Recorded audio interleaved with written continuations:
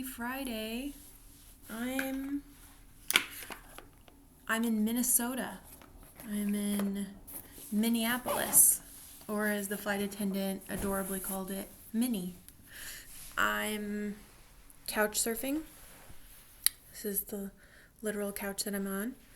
It's couch surfing is a network of people. The best way I have described it is it's a bunch of people who believe that other people are good and that hosting travelers from around the world or around the country, however you look at it, is a good thing. That it's about reciprocity and giving. And my hosts have been fantastic. I got here yesterday, and one of them even picked me up from the airport, which was great. And on the agenda for me this trip is to go see a prof concert tomorrow. And I want to go to this thing called Dance Church. So that should be fun. And when I'm done here, I'm going to head to Lake Harriet and see what that has in store. My weather app tells me it is 12 degrees. Let's see if that's changed. That's right. It said it was 12 degrees and it feels like 1. So we'll see how that goes, because I've been residing in Arizona where I can still sit outside each day and take in the sun each day, which I'm very, very grateful for. I've been feeling kind of lost and feeling kind of down depending on how I look at things. And that's not the way that I would ideally look at things. I'm someone who I really enjoy the surprises of life.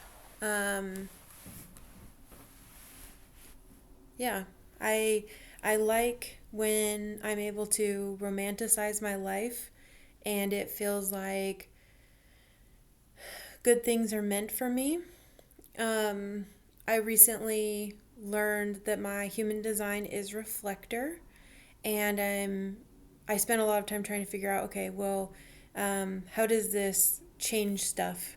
And then perfect timing, a group of other reflectors came along, and so that's a group that I get to meet with again on Sunday.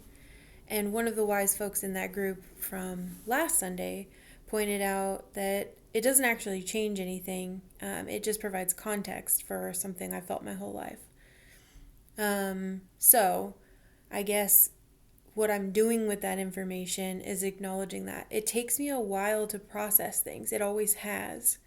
But the beauty of that is by the time I've processed it, I can stand behind it a little more strongly than if I hadn't processed it. So sometimes I can be persuaded without meaning to be persuaded by what's happening with other people and what they're able to loudly and confidently share. So quite a few things on my mind. Yesterday at the airport, an opener I want to share if there's anyone out there who's interested in talking to people that they don't know but don't know how to start. I did, "Hi, do you talk to strangers?" and got an immediate giggle, and then we were chatting. So try that one. I highly recommend it. Go to places that you find interesting but that you've never been, right? So see what it's like in those spaces. There's a reason that they say there's an app for everything.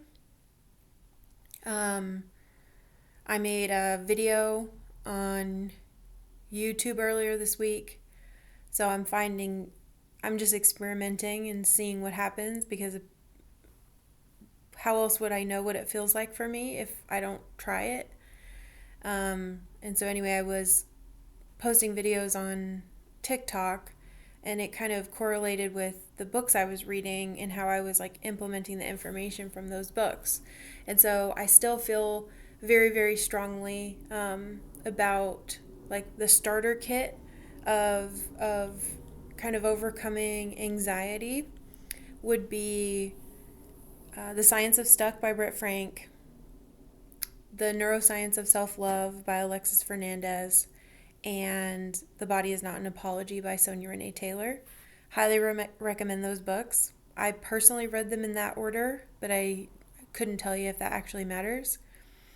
And then when I was feeling really good, but ready to launch, ready to take the next big step for me, I got kind of stuck. I got kind of scared. I spiraled out pretty hard, feeling lonely. And like the irony that my mission on earth is to create a world where everyone belongs. And I wasn't feeling like I belonged. I guess a humbling, important part of that experience. What I want to be doing most days, for a good chunk of the day, is helping other people. And so a quote that really resonated with me, and beautifully enough is on the wall here. It says, "If you've come to help me, you are wasting your time. But if you've come because your liberation is bound up with mine, then let us work together." And it's the Aboriginal activist group, Queensland. When I first heard that, it was in The Body is Not an Apology by Sonia Renee Taylor. And I loved it. I was like, oh, that sounds like, yes, exactly that. I'm going to hydrate. I have discovered I am parched.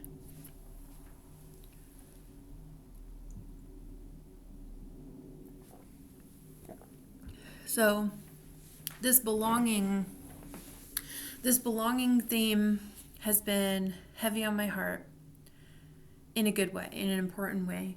And so have basic needs. And it's been really interesting to see and feel, like, receive the feedback of what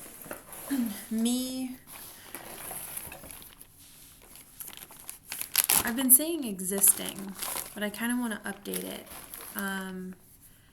Me taking care of myself and what that looks like. So, like the other day I was in a group and one of the members of the group, I went and I took a drink from my Camelback, like the one with the little, like people take hiking, but I've had that for years, and I first got it, or did someone gift me my first one? I know one of my 3 was gifted to me, but I can't remember if my very first one was gifted. But anyway, it was when I was working for Child Protective Services, and I was not making time for hydration, which was obviously causing other issues with my well-being. And so, I started carrying that around as a reminder to hydrate, and giving myself access. So I have a sticky note up at home that says "Remove barriers to self-care." And I think we've capitalismized self-care into thinking that it's bubble baths and hot yoga. I have no qualms with yoga. I think yoga is the best thing in the world. I'm trying to think, like face masks. Again, nothing inherently wrong with any of these things. It's just when you simplify your life down, the actual important things, it's staying hydrated, it's nourishing your body, it's rest, and now I want to add, and it's creating. And so I don't necessarily know how to do the thing that I want to create, but it's been clear to me for a couple months now that I need to find the right help. And so I've been searching, and just like when you rabbit hole down anything on the internet, you find a lot of options, and nothing was feeling quite right. Like I could find a challenge or a concern with most of the things, and at the end of the day, like, I want it to at least feel right, like in my gut, in my intuition, because a lot of things are uncertain for me right now, and if I don't trust my gut, then kind of what am I doing? And so, being here, recording this part of the journey, like I said, I'm in Minnesota, Minneapolis, and I was on how it came to be is I was on Instagram, which most of the time I don't spend a lot of time there. Yesterday is an exception. I spent a lot of time there yesterday, and I felt it. I definitely felt it. I felt a lot of stress and overwhelm. I was already feeling down, and then I reached for my phone and thinking like the answer to feeling better was in there. It wasn't. Spoiler, it wasn't. The thing that made me feel better was connection, was having conversations with people, spending some time by myself, eating, hydrating, sleeping. It's still winter. I know that, even though I'm lucky to have the type of winter that I have in Arizona. So, I was on Instagram, and like 2-3 minutes before I got to this particular post, this artist who I've been very much enjoying his music for a couple years now. And then during the summer, at the peak of my what am I going to do next, I know that I need support in this. Like, it's unclear to me how one starts a movement by themselves. And the truth is you don't start, you can move. You can literally be someone who moves by yourself. But a movement requires participation. And so I think maybe my mind skipped too many steps or something. But I was dreaming really big, and it felt great. It felt amazing. But like Britt Frank in The Science of Stuck, she talks a lot about commitment to reality. And the reality is my current daily actions aren't actually sustainable in capitalism. So trying to figure out how I can ethically offer my gifts to the world while generating an income so that my greater contributions can be actualized. So I created a link tree however many months ago and just kind of started putting stuff on there, seeing what would happen, and like people or robots, I don't know, but the links get clicked. None of it though has costs associated with it, partially because, let's say why, I enjoy self-reflection and actually giving myself time to think. So why are there not things on there that cost money? Well, because the one thing I put up there that did cost money, I had convinced myself that the one subscriber I had was a troll. So I suppose limiting self-belief. is why that was the case. The truth is, I'm not going to know until I try. And I'm out of ideas to try within my wheelhouse. And so I've been craving mentorship. I've been interested in different types of mentorship. There's so many different avenues that it could go.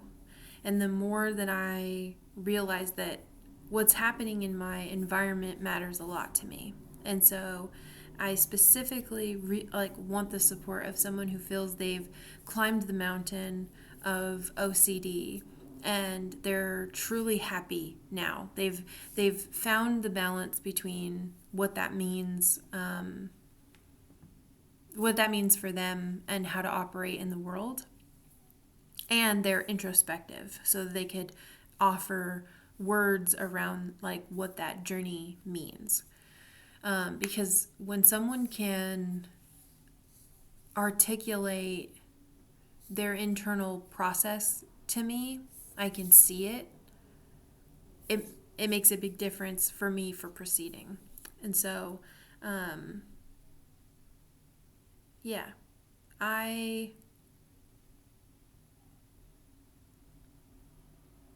I'm seeking community for myself. I'm seeking belonging for myself. And this is the first time in my life that I have no considerations other than what I want. Well, and capitalism. That's a bummer. So I've always been a helper. I've always been a healer. I've always been a supportive person in the lives of others. And offering that to the world feels like absolutely the right thing. And getting myself set up somewhere that feels like my home base where I can explore what's of interest to me and what true, authentic, sustainable self-care looks like. I want that for me. And I think I've wanted it for months, but I have been taking in information from other people, from other groups, in order to, I guess, keep myself from what it is that I want. And I don't want to do that anymore. So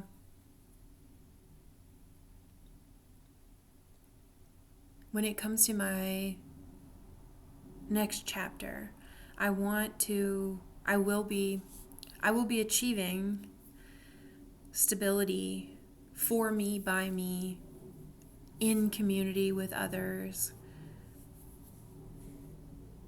not putting pressure on myself, yet still making forward movement, like forward momentum happening without toxic pressure on myself. So like many anxious people who put a lot of pressure on themselves, I have a migraine disorder. And when I'm under stress, that's one of the biggest times that it flares up. And my particular flavor of this migraine disorder rears its ugly head by mimicking a stroke in my body. And I know that keeping myself, my body, my mind physically well on this planet, well, I mean, that's the only way that I can continue to be on this planet. So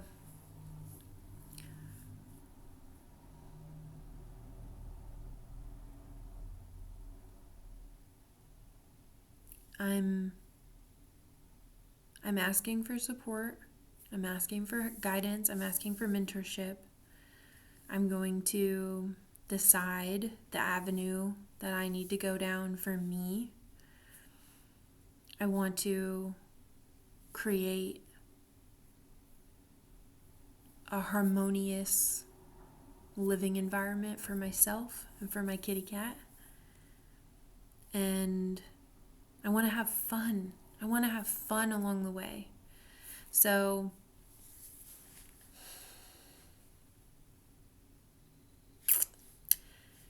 I guess this could be a reminder that very rarely do we all have the answers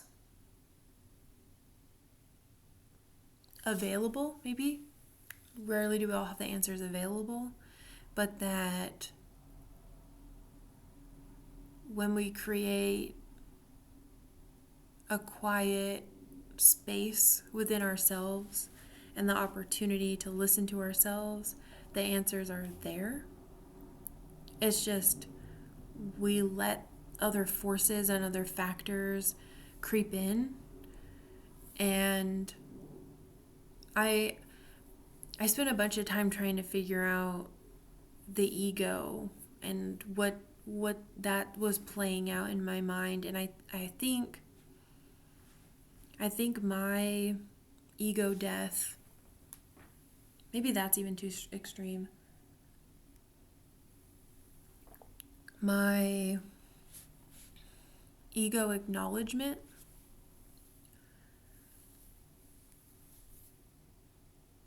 is that there's a lot more baby steps to be had between where I'm at and where I'm going. And my ego wants me kind of stuck because the ego doesn't want to be bruised, perhaps. And so if you offer this huge leap without all of those baby steps, then you do feel stuck. And so I guess that's my take on it right now. Yesterday also at the airport, so last time I was flying out, it was to Pennsylvania, and I was at the airport feeling confident, feeling capable, feeling like I could handle anything. And so I just made a whole bunch of shorts that day of just whatever and everything and anything, whatever like crossed my mind, like what moments of like dancing in the airport, like going to the bathroom, like getting myself a snack, like whatever it was, doing yoga.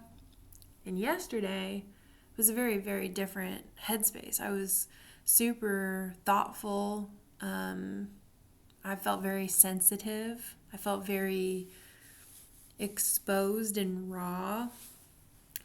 Over the intercom, they said something about the compassion corner. And I was like, how cool is that? And like, that was somewhere I wanted to be. Ultimately, by the time I composed myself, got myself some food, and had that conversation with the stranger, it was time for me to board my flight. So I did not make it there. But I've been very interested in it. I've been fascinated, might be the word, by artists and people who live into their art. And I think that's why creation, being creative, creating, is so meaningful to me now.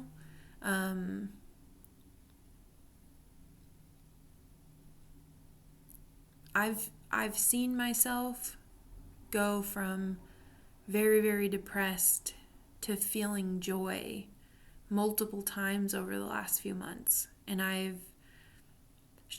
even some days, like in 1 hour, like that cycle happening, or feeling a lot of anxiety to feeling joy.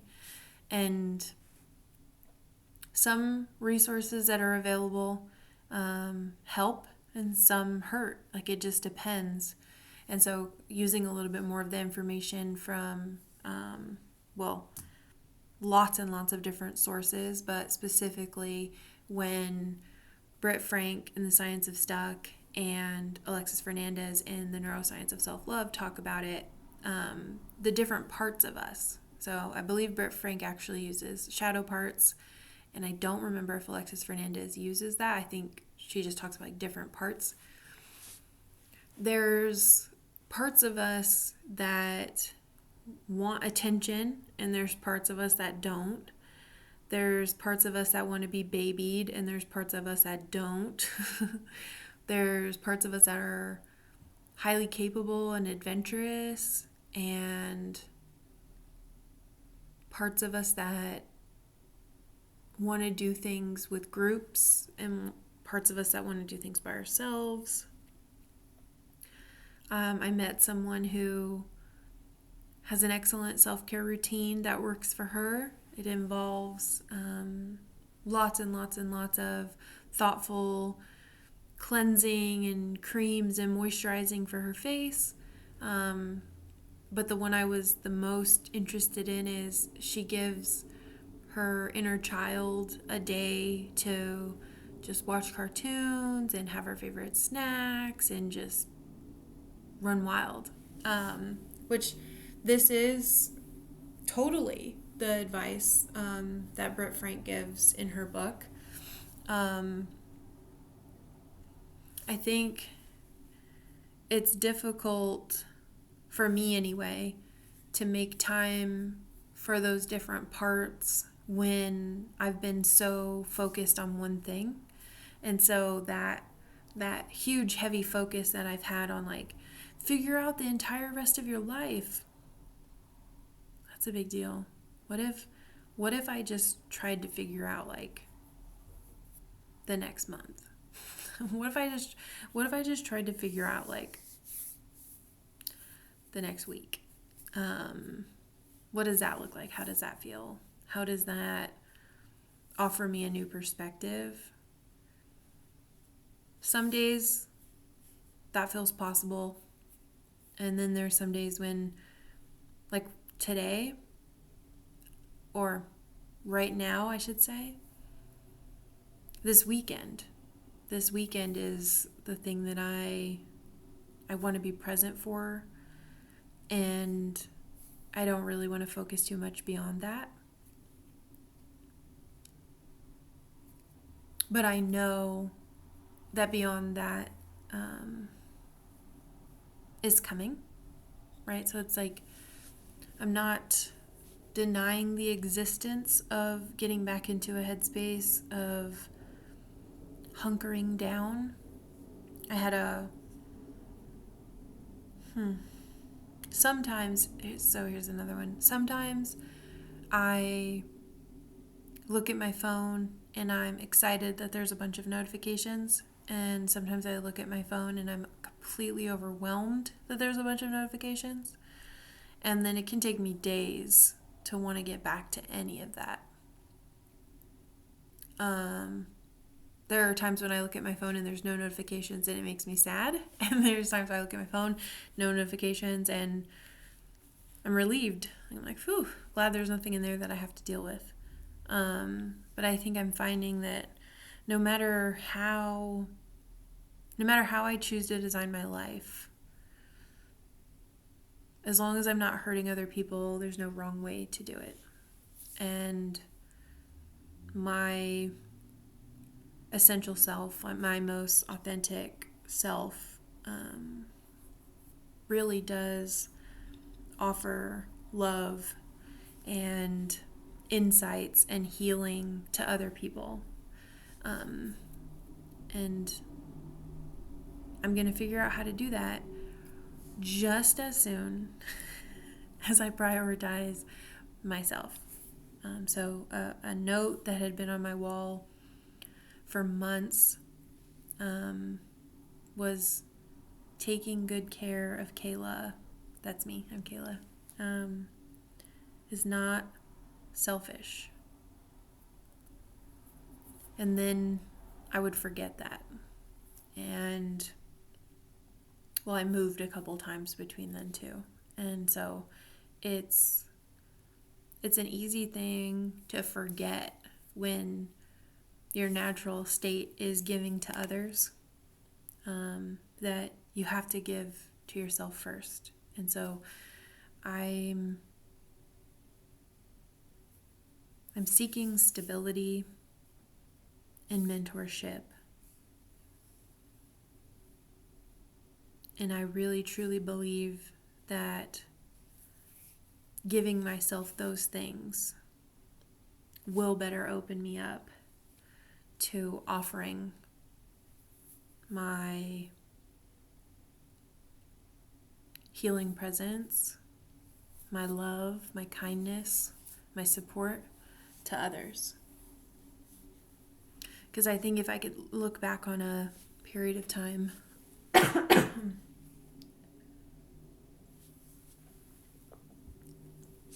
when I was truly needing mentorship and I receive it, how cool will it be to pay that forward? So, didn't really mean to, but I started talking about reciprocity. So, reciprocity in even this couch surfing concept.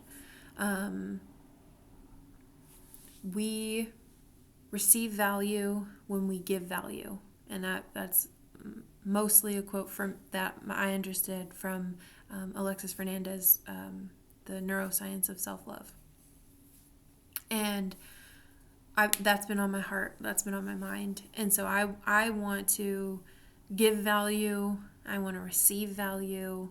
I want to build community. I want to share resources. One of the favorite times in my life was when I was surrounded by people who I knew without a shadow of a doubt would share anything that they had, and I knew that I would share anything that I had. And being able to have that trust and that openness in community, like, oh, I love that. I love that. And so, yeah, belonging in me, we've got a long journey ahead, and the less pressure I can put on myself to just figure it out, the better. So turning to resources that already exist and allowing myself to continue to learn and to grow and to be open. Yeah, I think that's really all that we can do. So if anyone's listening to this and it resonates, I suppose I would be more interested in hearing your thoughts, like how that's shown up for you, because like I said, I'm still transitioning towards what it looks like to balance taking care of myself and serving my community. And so if my community has things to offer, I think that would be fantastic. So, happy Friday. I wish you the absolute best of luck on any and all endeavors that you are endeavoring on. I wish you compassion and kindness for yourself and for others. And keep in mind that you can look at any situation however you'd like. And so I do encourage everyone to look at it with the most kindest light possible, because it's easier on you and it's easier on those around you. So, till next time.